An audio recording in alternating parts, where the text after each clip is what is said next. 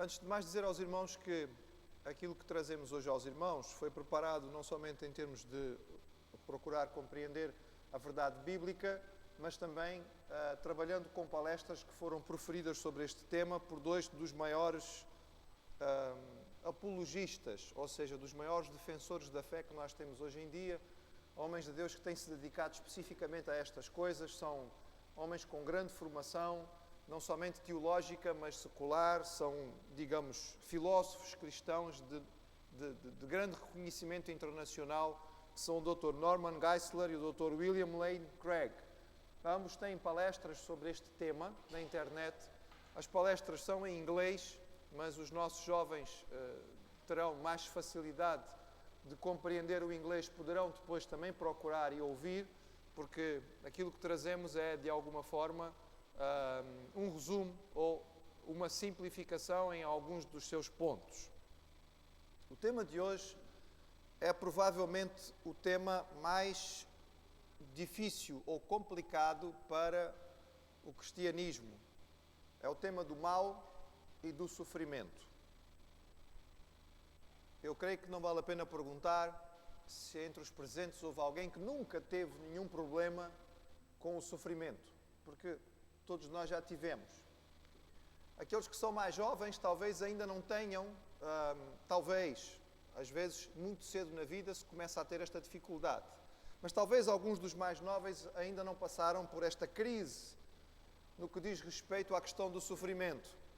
Mas certamente todos aqueles que já temos um bocadinho mais de tempo, já vivemos, já passamos, talvez alguns estejam a passar, ou se não, passaremos durante algum tempo, em breve, por esta questão, que é a pergunta a respeito do sofrimento. Deus existe, é um Deus bom, é um Deus de amor, nós cremos em tudo isto, então como entender o sofrimento? Como perceber o sofrimento? Olhando para a realidade à nossa volta, nós poderemos pensar nas grandes misérias do mundo. Pensamos em situações relativamente recentes, como a Segunda Guerra Mundial e o Holocausto, tremendo, onde 6 milhões de judeus foram chacinados pelos nazistas. E nós perguntamos, como é que é possível? Olhamos para a fome na África, olhamos para o problema das doenças genéticas, do cancro, olhamos para toda a maldade que existe à volta do nosso mundo e isso nos angustia. Mas isto ainda é um bocadinho distante. Complica quando a coisa chega mesmo ao pé de nós.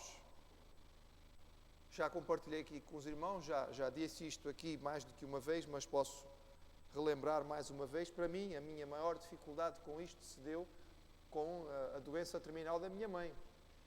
Uma serva de Deus fiel que obedeceu aos princípios, procurou viver uma vida santa, deu um grande testemunho, trabalhou para o Senhor todos os dias da sua vida, era uma pessoa incansável na ajuda aos outros, foi uma grande missionária. Eu não tinha dificuldade em que a minha mãe partisse, porque estava tranquilo, estava seguro de para onde ela iria, mas tive muita dificuldade em ver o sofrimento físico pelo qual ela passou. E tive, como creio que alguns irmãos aqui tiveram, momentos em que posso dizer que zanguei-me com Deus. Fiquei mesmo, não é? Eu dei murros na parede daquele hospital, a perguntar porquê. Porque não conseguia entender e era realmente muito difícil. Este é o problema principal que nos é colocado por aqueles que não creem em Deus. A maior força que existe hoje em dia no ateísmo se dá exatamente por causa deste ponto. Quando os ateus nos colocam esta questão, mas como é que é possível crer num Deus de amor que tem todo o poder e que deixa haver tanta miséria e tanto sofrimento no mundo? Tentemos então, irmãos, pensar um bocadinho disto, olhando para a realidade, mas usando o nosso entendimento, porque Deus nos criou seres racionais para nós usarmos o nosso raciocínio. E eu quero começar dizendo aos irmãos que o problema do mal e do sofrimento pode-se dividir em duas grandes áreas. Há o problema emocional e há o problema intelectual. Todos nós, de alguma forma, somos envolvidos por este problema emocionalmente. Eu quero dizer aos irmãos que a maioria das pessoas que rejeita a existência de Deus ou que se volta contra o cristianismo ou contra a religião por causa da dor e do sofrimento, o faz por razões emocionais. Quando nós estamos no meio de um sofrimento, quando estamos no meio de uma angústia, quando estamos acompanhando alguém que está a sofrer no hospital e que nós amamos muito, ou quando nós estamos a passar por uma crise dolorosa que nós não conseguimos sequer raciocinar com a dor, nessa hora nós rejeitamos, nessa hora nós nos irritamos, nesta hora nós nos voltamos contra. Mas não é porque estamos a usar a nossa mente, não é porque estamos a raciocinar sobre o assunto. É uma questão essencialmente emocional. A maioria das pessoas que rejeitou o cristianismo, que voltou as costas contra Deus, o fez por razões emocionais. Não passou por um processo intelectual, não passou por um processo de pensar sobre o assunto e avaliar as questões, e depois de um raciocínio chegou à conclusão e disse, não, realmente isto exclui. Não. Emocionalmente reagiu ao sofrimento. E por causa daquela dor disse, não, então eu não quero mais isto, não acredito mais nisto, e fechou o seu coração. Quero dizer aos irmãos que para aqueles que vivem o problema do ponto de vista emocional, quase tudo aquilo que eu vou aqui dizer não faz sentido. Porque está fechada a sua mente. A pessoa, quando está a viver isto do ponto de vista emocional, não está disposta a raciocinar. O raciocínio para ela chega a ser quase ofensivo. Tentar explicar as coisas do ponto de vista intelectual é quase ofensivo. A pessoa responde, mas eu estou a sofrer. Mas a minha mãe, o meu pai, o meu irmão, o meu filho está a morrer. E, portanto, a pessoa está fechada ao raciocínio. Nestes casos, irmãos, eu creio que a melhor resposta que nós podemos dar como cristãos é estar junto, acompanhar, estar ao lado. A Bíblia diz que nós precisamos chorar com os que choram.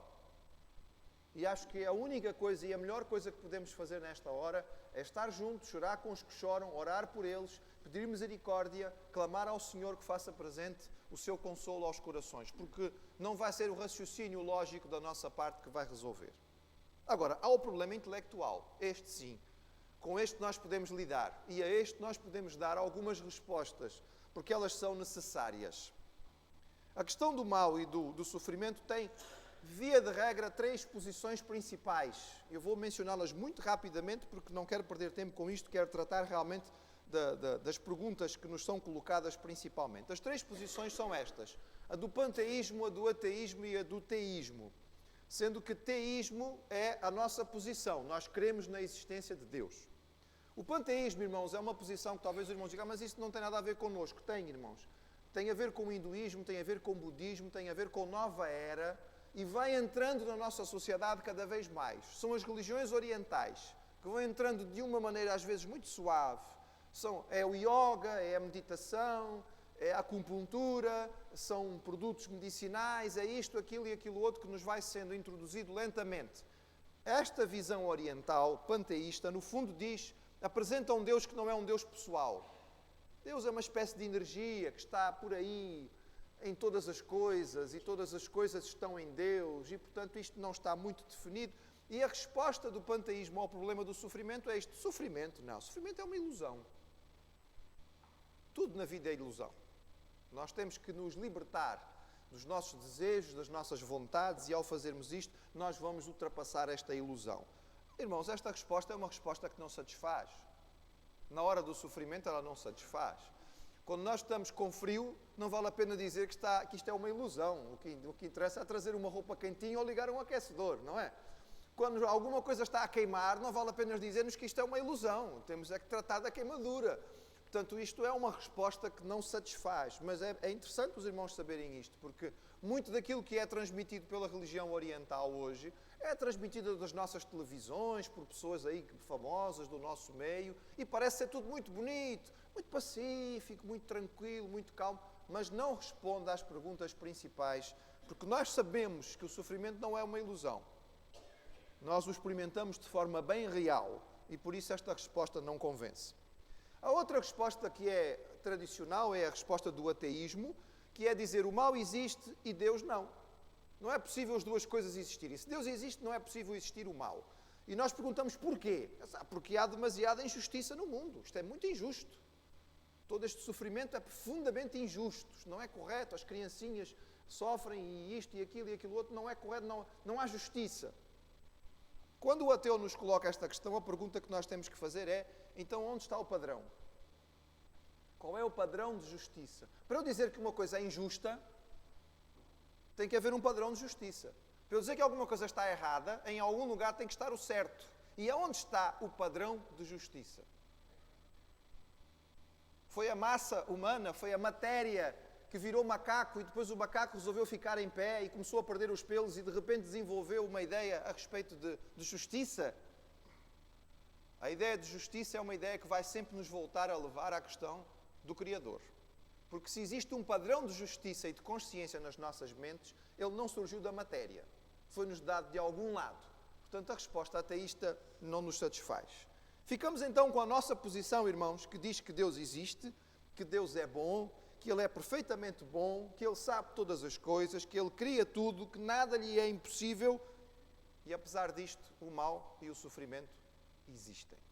Então pensemos nas principais questões que nos são colocadas. Pergunta número 1. A questão pode ser resumida desta forma simples. Deus criou todas as coisas, logo Deus criou o mal e criou o sofrimento.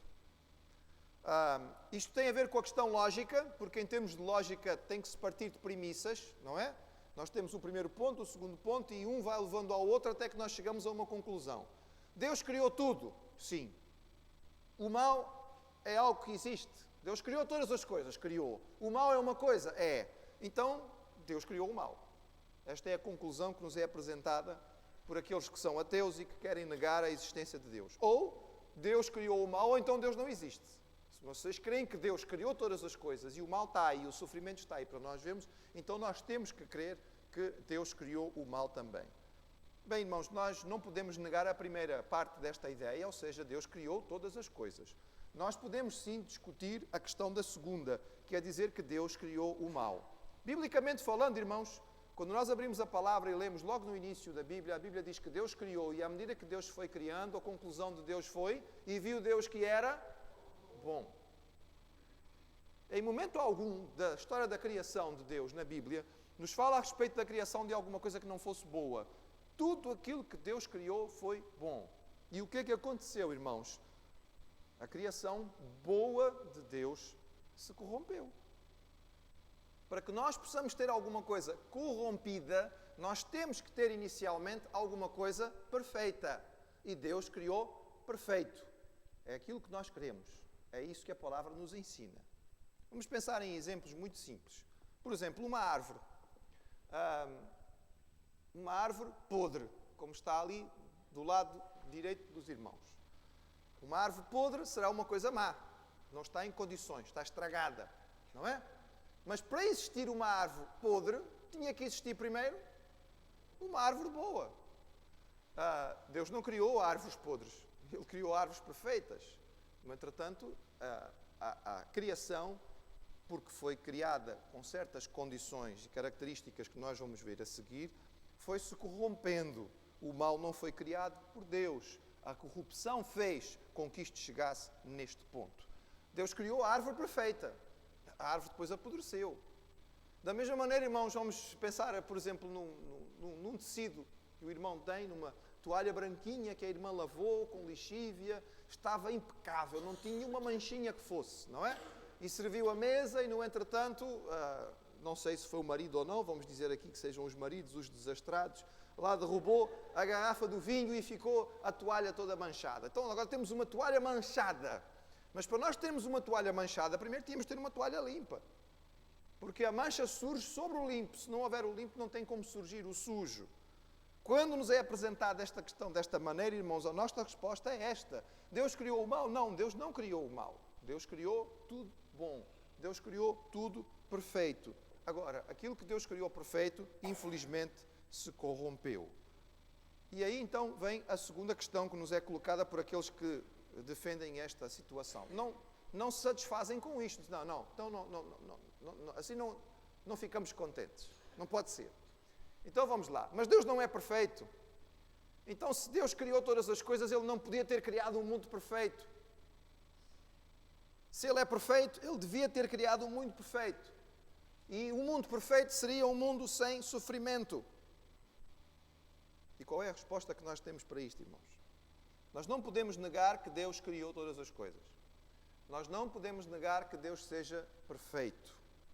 Nós não podemos negar que Deus tenha todo o poder para criar as coisas da melhor maneira. E nem podemos negar que o Senhor não tenha criado aquilo que seria, em princípio, o melhor. Então, porquê que existe sofrimento no mundo? Porque para que Deus criasse um mundo perfeito, Ele tinha que criar um homem com liberdade. Sem liberdade, não poderia haver um mundo perfeito. Se Deus tivesse criado o mundo onde o homem não tivesse liberdade, este mundo não seria perfeito. O mundo que Deus criou era um mundo onde Deus desejava que houvesse, de fato, perfeição. Esta perfeição passava por harmonia, equilíbrio, amor. Mas para que isso possa existir, tem que haver liberdade. Ninguém pode amar por obrigação. A harmonia só pode existir se houver a possibilidade da desarmonia, do desequilíbrio. E Deus criou de fato o mundo perfeito e o homem perfeito e colocou aqui na terra de tal maneira em que pudesse viver em perfeita harmonia, em perfeito equilíbrio, em perfeito amor com Ele e sem pecado. Deus criou o homem e o cercou, segundo o relato bíblico, de todas as condições para que tudo corresse da melhor maneira possível. E o que é que o homem escolheu? O homem escolheu o pecado, irmãos. O homem escolheu separar-se de Deus. Quando foi colocada a dúvida ao homem e foi colocada a possibilidade de que talvez houvesse alguma coisa que Deus tivesse falhado, que Deus não tinha lhe dado tudo aquilo que Deus poderia, o homem acreditou. Pensemos, irmãos. Muitas vezes, quando nós olhamos o problema do mal, e nós ouvimos a respeito, por exemplo, da criminalidade, a resposta que o mundo tem dado é esta: o que temos é que melhorar as condições sociais. Temos criminosos porque estes rapazinhos foram criados sem condições. Não tiveram recursos, não tiveram meios, não tiveram possibilidades, não tiveram uma boa educação, não tiveram uma boa escola, não tinham o que comer. Coitadinhos, cresceram assim, a culpa é da sociedade. É por isso que eles se tornaram maus. Mentira! O irmão vai avaliar aquilo que existe por aí em termos de informação a respeito dos maiores criminosos que nós temos na nossa praça, irmãos. Não são os coitados que foram criados sem condições. Às vezes tiveram muitas possibilidades. Às vezes foram criados em família que tinham recursos muito maiores do que o normal. Muitas vezes tiveram excelentes escolas, foram cercados de todas as atenções e dos cuidados materiais e, no entretanto, escolheram o mal, irmãos. Não sei se os irmãos têm acompanhado as informações deste atentado que houve recentemente nos Estados Unidos. Se nós acreditamos ou não nas informações que estão sendo dadas é outra coisa. Mas o atentado que foi feito, teoricamente por dois irmãos, colocaram aquela bomba na maratona lá de Boston, que mataram algumas pessoas, um atentado terrorista. Os irmãos já leram as informações a respeito daquele miúdo. O miúdo era considerado um dos melhores alunos da escola, querido por todos os colegas de turma, excelentes condições de criação, estudava numa boa escola, tinha ótimas notas, era querido por todos os colegas, andava nas festas de toda a gente, era extremamente popular. Deus criou de fato o mundo perfeito, irmãos. Se o mundo hoje está corrompido e nós o encontramos com tanto mal e tanto sofrimento, é porque para criar um mundo perfeito, Deus tinha que criar o homem com liberdade. E isto colocava a possibilidade do homem fazer o mal. E infelizmente o homem escolheu fazer o mal. E este mal que nós fazemos, irmãos, nós temos que lembrar, ele tem encadeamentos, não é? O mal que nós fazemos ou o erro que nós cometemos tem implicações. Algumas das consequências do mal que você faz caem sobre a sua cabeça. Algumas consequências caem sobre a cabeça de outros. Eu tenho pacientes no consultório que hoje têm cancro e dizem: doutor, eu nunca fumei, mas o meu marido fumava que nem uma chaminé. Ela não fumou, mas ela era fumadora passiva. Ela talvez não tenha errado naquele aspecto, mas o que estava ao seu lado errou. Deus criou o mundo com as condições e a possibilidade de haver harmonia e perfeição. O homem não soube usar corretamente a liberdade que Deus lhe deu. Esta liberdade foi usada de forma errada e o mal surgiu por causa disso. O homem foi criado perfeito, livre. O uso incorreto da liberdade resultou naquilo que aconteceu. Mas o ateu não descansa. Diz, então espera aí, isto ainda não resolveu o problema. Então é assim, mas Deus não tem todo o poder? Tem. Então, ok, se Deus tem todo o poder e mesmo assim as coisas correram mal, Deus criou o homem perfeito, mas o homem escolheu o erro e o mal veio e o sofrimento veio sobre a terra. Então porquê é que Deus não destrói o mal? Não tem todo o poder? Porquê é que não destrói o mal? Vocês passam a vida aí a cantar que Deus é todo poderoso, que Deus é onipotente. Então se Ele é onipotente, destruiu o mal. Ele gosta do mal? Não gosta. Então não faz sentido. Deus tem todo o poder. Deus não gosta do mal. O mal existe e está aí para durar, então porquê é que Deus não o destrói? Não faz sentido. É o que nos dizem os ateus. É um bom argumento? Irmãos, sem dúvida que é. E nós temos que ter capacidade de respondê-lo. E quando alguém nos diz assim, Deus tem todo o poder, não gosta do mal, mas no entretanto não o destrói, logo Deus não existe, a resposta que nós podemos dar, irmãos, biblicamente falando, é a seguinte: Deus não destruiu o mal ainda. Ainda. De forma definitiva, Deus não destruiu o mal ainda. E essa palavra acrescenta muita coisa, irmãos. Porquê? A Bíblia nos diz que Deus é um Deus de paciência, de longanimidade, de misericórdia. E é só por isso que Deus não destruiu o mal ainda. A pergunta e as perguntas que nós podemos fazer, irmãos, quando nós pensamos nisto, são relativamente simples. Por exemplo, como é que Deus poderia destruir o mal sem causar mais sofrimento ainda? Vamos dizer que alguém é mau e produz atos maus. Então Deus elimina essa pessoa porque essa pessoa é má. E os familiares dele não vão sofrer? Vão ou não vão? Vão sofrer. Portanto, estava punindo o mal, mas estava causando mais sofrimento. Quem é que podia de fato sobreviver? Se Deus fosse realmente punir toda a maldade que existe sobre a terra, qual é o padrão para que o Senhor castigue ou não? Agora pense, meu irmão, mas pense com calma. Talvez o irmão olhe para algumas pessoas à sua volta e diga assim, fulano merecia ser destruído. É mau. Fulana não devia cá estar. É má. Ok? E eu vou-lhe dizer uma coisa. Cuidado, porque pode ser que alguém o coloque na mesma categoria. Ou seja, você gostava que algumas pessoas fossem destruídas, mas se calhar há pessoas por aí que achavam que você devia ser destruído. Mas você diz, mas não é justo, as razões que essa pessoa tem não são corretas. E nós voltamos outra vez ao mesmo, irmãos. Aonde é que estaria o padrão e a base para que Deus fosse fazer esse tipo de trabalho? Quem é que ia sobrar, irmãos, se o Senhor fosse fazer isto? Já foi dito e redito, e nós temos que pensar nisto porque isto é uma verdade eterna, que a linha divisória entre o bem e o mal não está lá fora. Muitas vezes a resposta que nós ouvimos a respeito da divisão entre o bem e o mal é colocada em questões, por exemplo, raciais.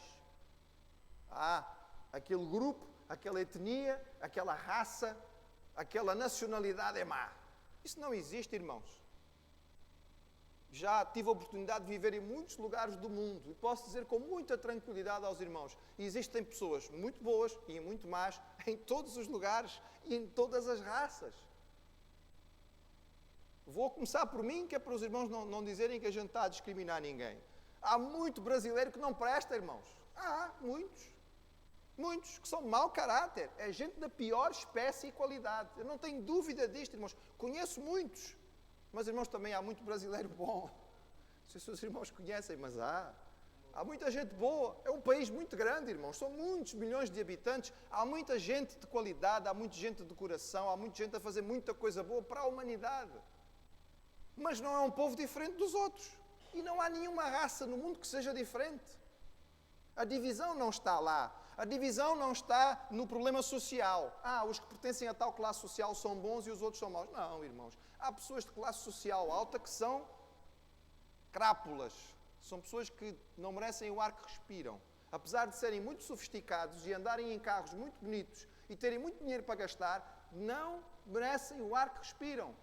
Mas, no entretanto, há pessoas ricas, irmãos, que são boas pessoas, que fazem bem ao próximo, que gastam em ajuda, em beneficência, que se preocupam com aquele que está ao seu lado. Assim como há pessoas de classe social baixa, que também, infelizmente, são pessoas de qualidade talvez muito inferior, e, no entretanto, há pessoas de classe baixa que são boas pessoas, trabalhadores, honestos, esforçados, que fazem o melhor que podem para ajudar as suas próprias famílias. A divisão entre o bem e o mal não está lá fora, está aqui dentro.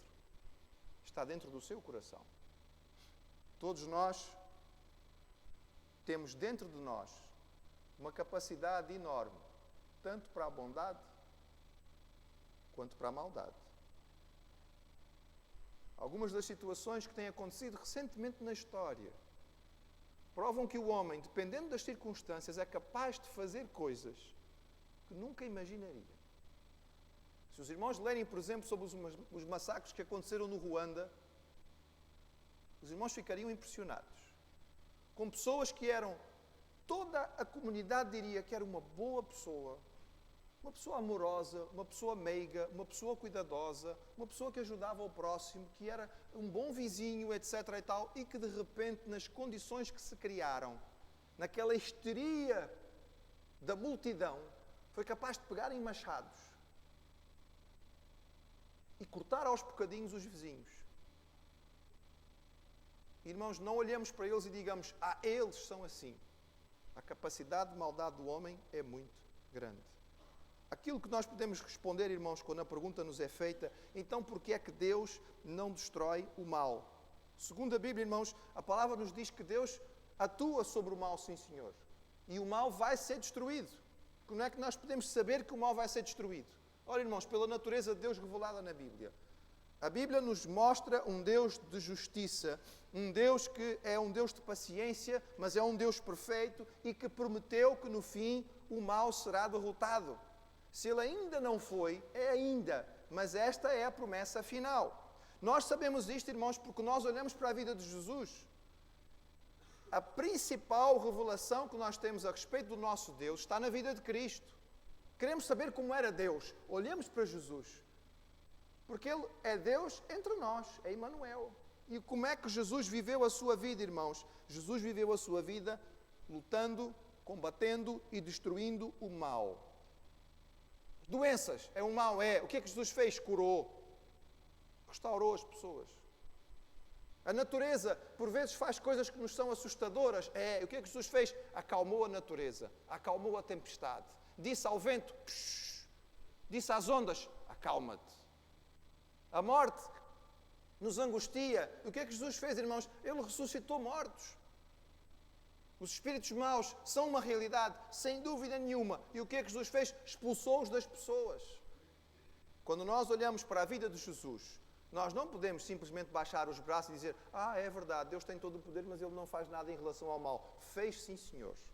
E mais do que isto, irmãos, mais do que isto, o Senhor, quando esteve aqui entre nós, na pessoa do Senhor Jesus Cristo, Ele não somente destruiu e combateu o mal que estava à sua volta, mas Ele, em última instância, levou todo o mal sobre si.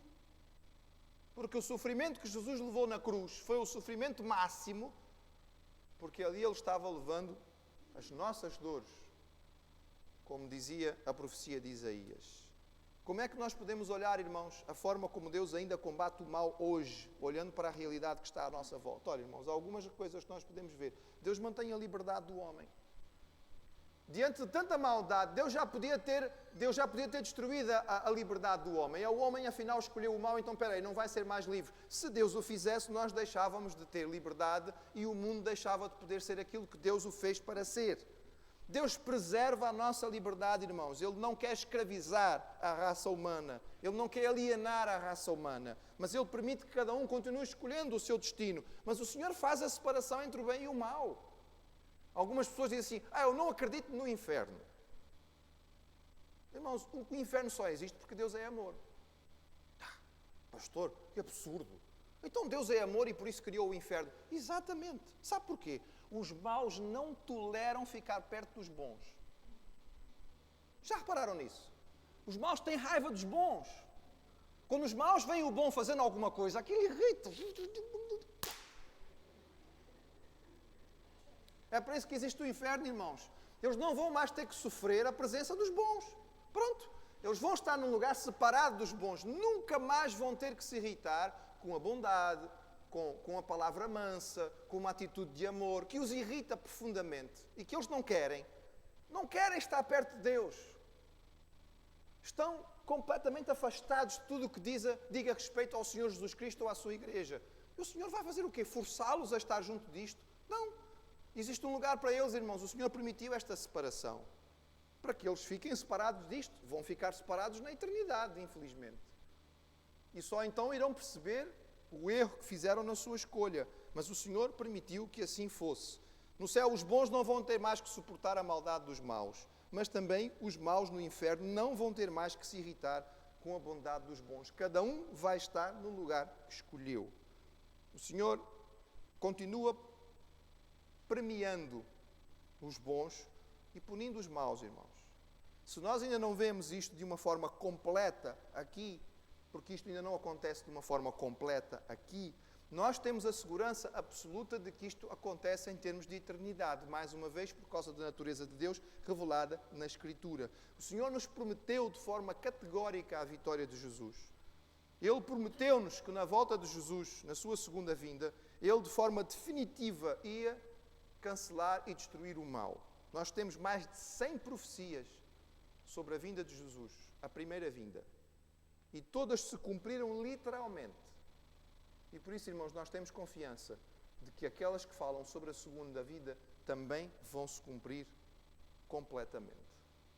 Resta ainda uma dificuldade filosófica no que diz respeito ao sofrimento, irmãos. E esta é talvez a mais complicada de todas. E a pergunta é relativamente básica. Onde está o propósito? Então, vocês dizem que Deus permite o mal. Ok, mas com que propósito? Então Deus não é bom. Um Deus bom não tem propósitos bons.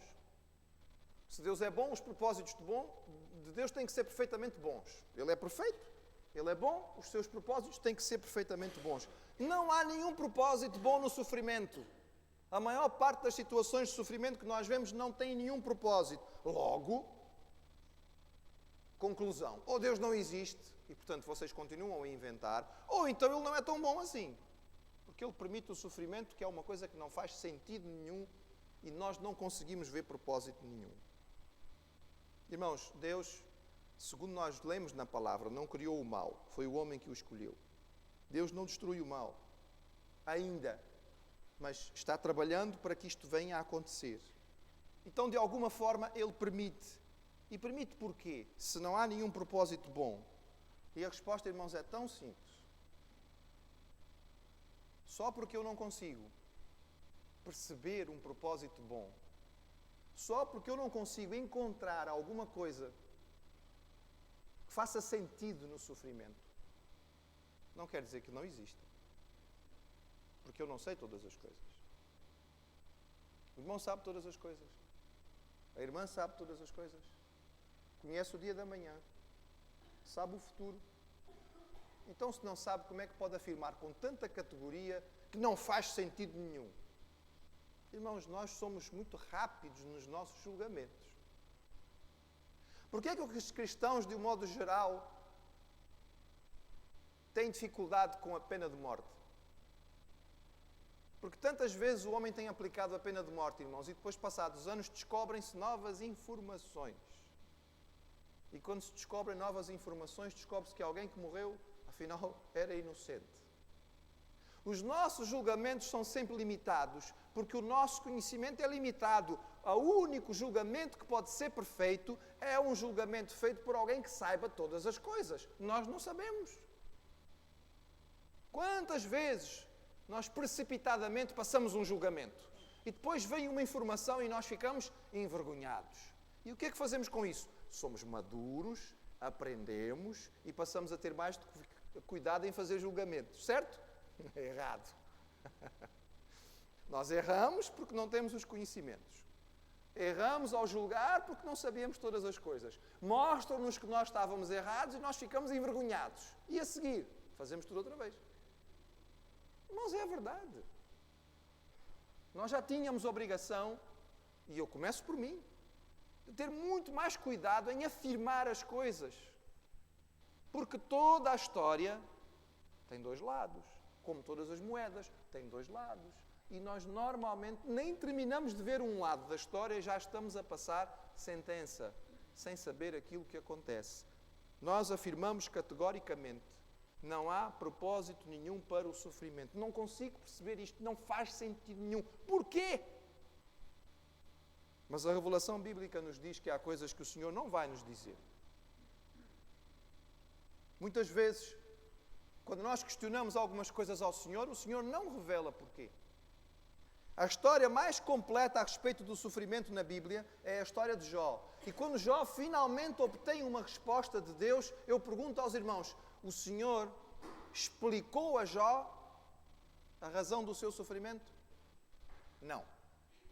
O que é que Deus fez com Jó, irmãos?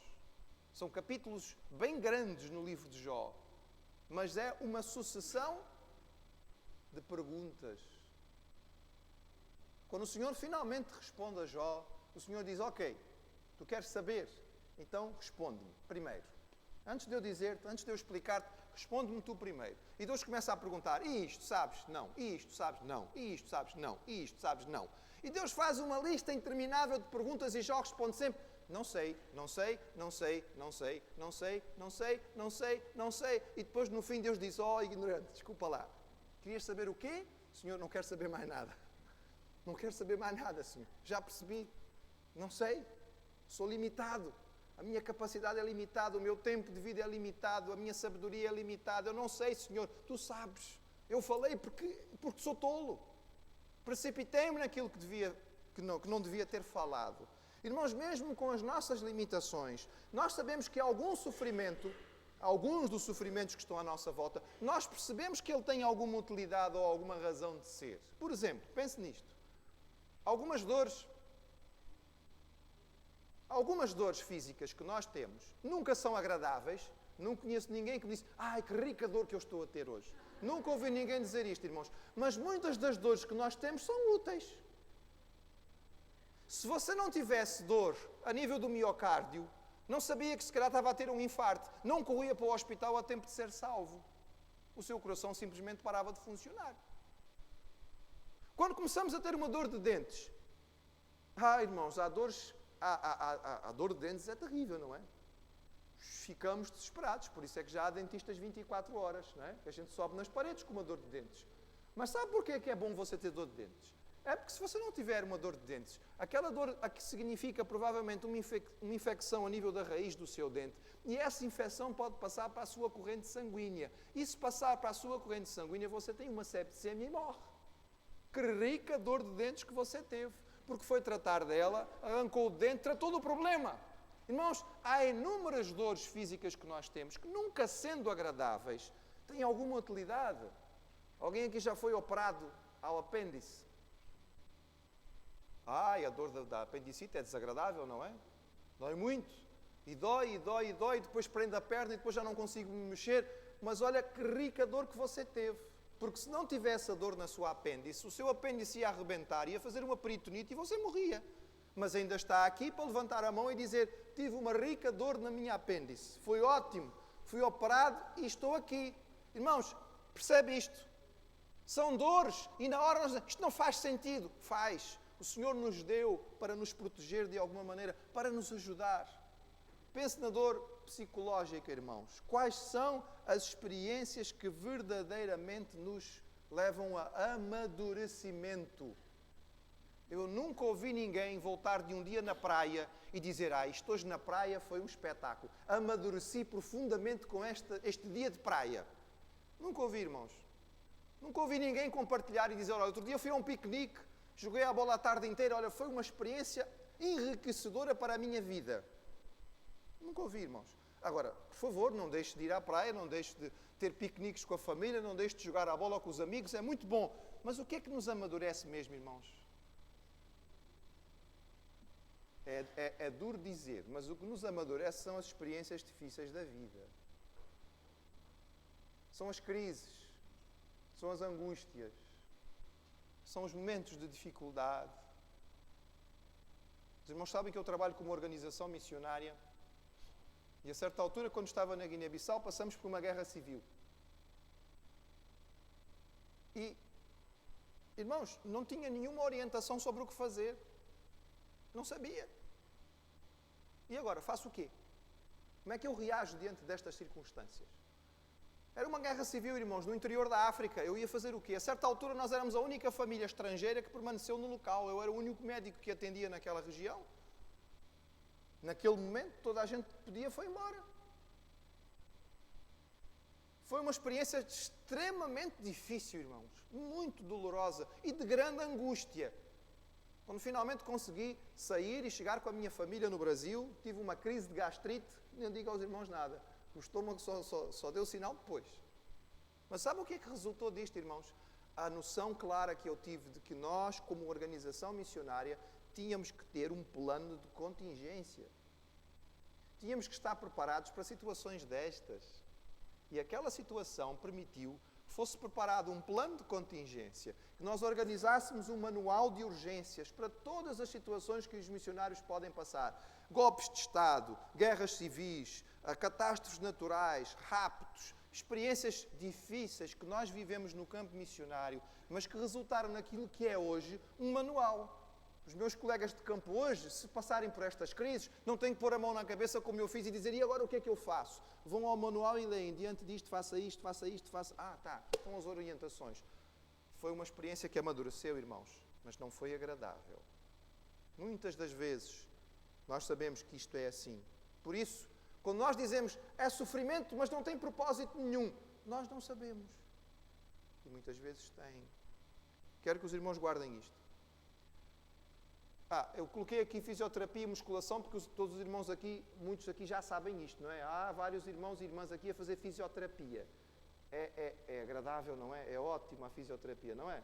Quando o fisioterapeuta está ali a puxar pelo músculo e está a doer e a articulação e a gente reclama e choraminga e não é nada agradável, não é, mas faz-lhe muito bem. É uma dor que tem razão de ser. E todos aqueles que já praticaram exercício sabem que depois dos primeiros dias ficam todos dolorosos, mas está a ser um bem para si. Mas o que eu queria que o irmão guardasse era o seguinte. Eu gostava que viesse o próximo slide, não é? Pronto, bem. O principal, falta aqui a palavra propósito, de Deus para as nossas vidas, segundo a Escritura, irmãos, não é a felicidade. Isto é uma noção humana, das ciências sociais, não é da Bíblia. O principal propósito para nós não é a felicidade, irmãos. É a comunhão com Deus. Porque é na comunhão com Deus que nós somos verdadeiramente felizes, plenos, completos. Nós vivemos hoje numa comunidade, numa sociedade em Portugal que vive desesperada, nem pessoas em depressão, angústia, isto, aquilo, aquilo outro. Porquê? Porque deixaram de poder comprar as coisas que tinham e estão vivendo com mais aperto e mais dificuldade e não são felizes. O propósito principal da vida, irmãos, não é a felicidade. É estarmos em comunhão com o Senhor, é aquilo que a palavra nos diz. E o que é que nos leva mais próximos de Deus?